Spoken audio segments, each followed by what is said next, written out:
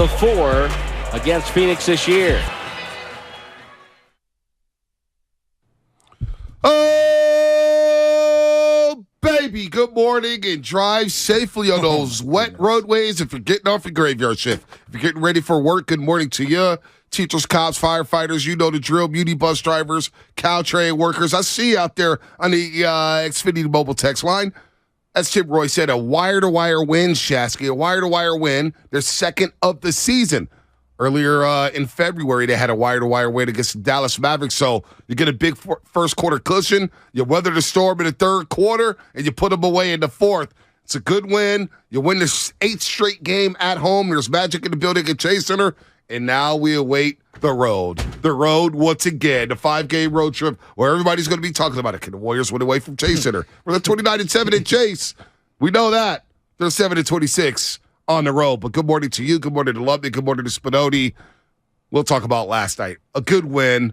Although KD wasn't there, but you know what? Nobody's complaining. Yeah, who's scoffing at victories at this point in the season? And a much-needed win for the standings, if we're being honest. Like, that was one of those ones, like, yep.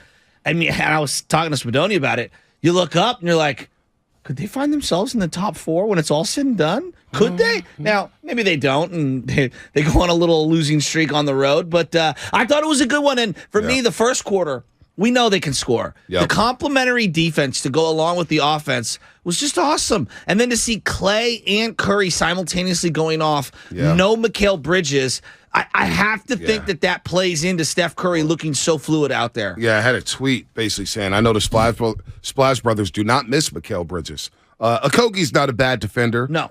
Ish Wainwright's not a bad defender. Wainwright, of course, played football and basketball at Baylor. Wait. He played football? Yeah, you can tell. It's shocking, right? He played tight end. I actually really like him. He played tight end. No, but I really like him as a player. Like, he knows his role. Right, no doubt. I like his style of play. He was an undrafted free agent to the Buffalo Bills. He didn't make the final roster. Yeah, played tight end. Arms are big as hell. He's got athleticism.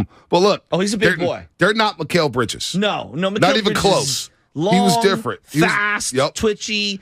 And so the Warriors were able to get Devin Booker in a lot of actions early in that basketball game. Devin Booker, spectacular offensive player. He is special. Some of his left-handed finishes around the rim and the footwork on the pivoting, and it just I'm so impressed with him as a player. I mean, he had an open court move on Draymond Green where he almost buckled Draymond's knee, came out with the right little one-hand floater. It was like, ooh-wee. And they were coming back in that third quarter. But look, Devin Booker defensively, you can still get at him. Yeah, agreed. You can still get at him. And so the Splash Brothers scored 30 in the first 35 points. Of course, Klay Thompson, 18 in that first quarter, 33 in the first half.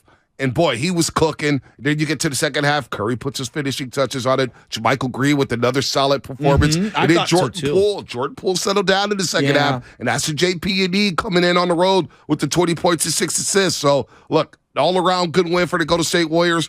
And they hold the Phoenix Suns at just 4 3-pointers. You know, Phoenix came into the game. They were 5th in the league in three-point percentage. Okay. 5th in the league. Hey. 421 last night, so defensively connected to the offense. You're able to do enough here.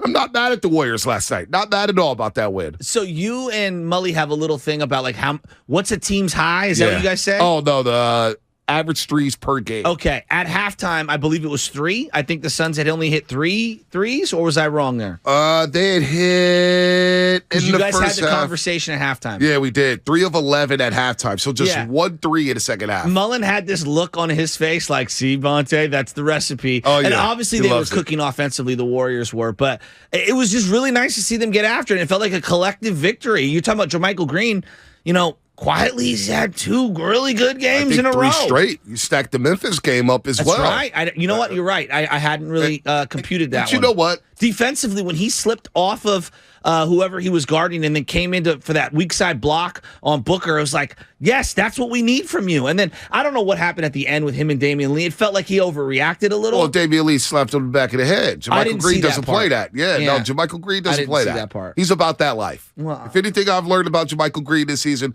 he's about that life. You don't want to mess with him. I'll take and your he wants word to for play. it. And he wants to play. Look, the problem is when he plays, he's actually pretty productive. Now he's had some slip-ups. No, but he's What game shooting was from that? three. What game was that where he was just getting bullied in the paint? It was the OKC game where they had a layup line. They scored 137 Yeah, the on the big guy. first game of the three-game road trip. Dario Saric Thank you. was just going in there and just bully ball, getting to the look like baby Charles Barkley. But JaMychal Green, since he's been playing a little bit, he's getting better and better and better. And he told us Saturday at the Gatehouse, like, look, man, I didn't know I could shoot this many threes. I mean, I'm wide open. So that shot's presented himself. Yes. He's hitting it. So an overall good night for the Golden State Warriors. But again, we're all going to look and say, okay, you took care of business at home. You took care of business without Giannis Antetokounmpo. You took care of business without Kevin Durant.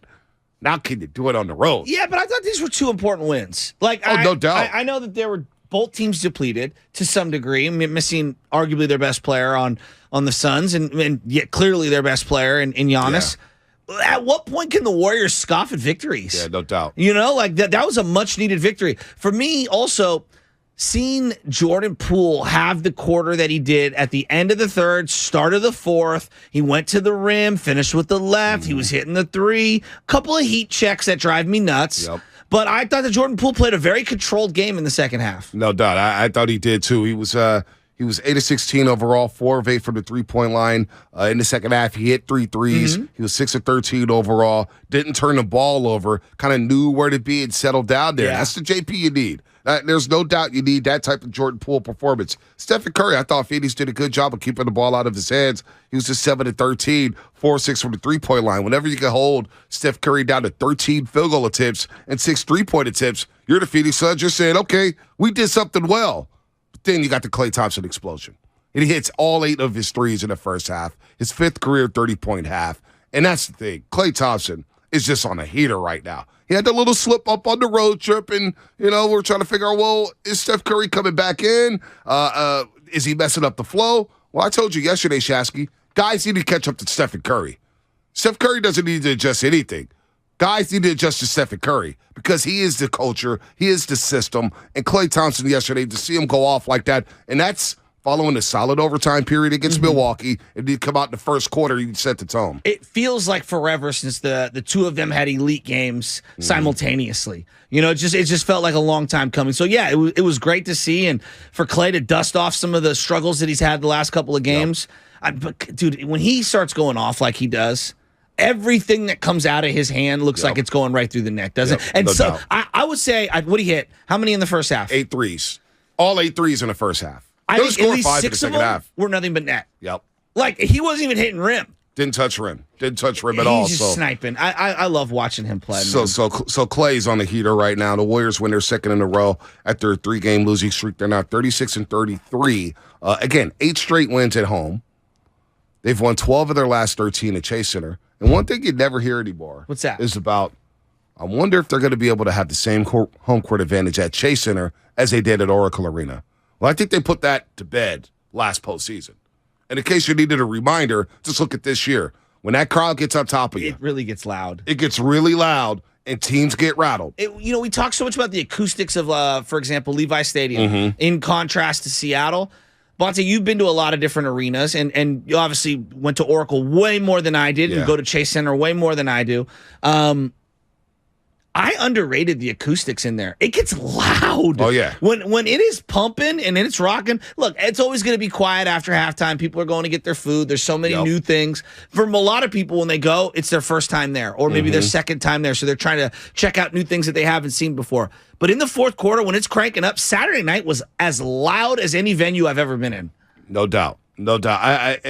And you think about how packed it is. They're right on top. Inside, they're right on top of you. There's not a bad seat in the house. And it gets cranking. And then the beats between quarters, the beats during the game. I mean, DJ D Sharp is out there cranking it out, dude. It's like a concert in there. I love it. So just the atmosphere. This is the other thing, like the atmosphere coming out of there, because I went to the game Saturday night.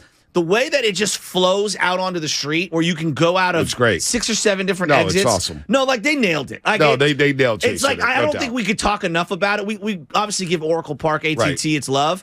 They absolutely crushed Chase. You want to Center. walk out and go north? towards Oracle Park, sure, why not? You just free flow there. What You if you go want to south? just hang out in Thrive City? You could do that too. Like, you go to just Dumpling feel the Time. energy. You go to Gott's. They really nailed it. Miller and Lux is cracking on the other side. You got bars everywhere. So I really love chasing it. I really love where the Warriors are at in the standings. Yeah, I'm right with now, you. tied for 5th with the LA Clippers in the Western Conference. They're a game up on the Minnesota Timberwolves, who got a good win yesterday against Atlanta. They went down to ATL and blew them out by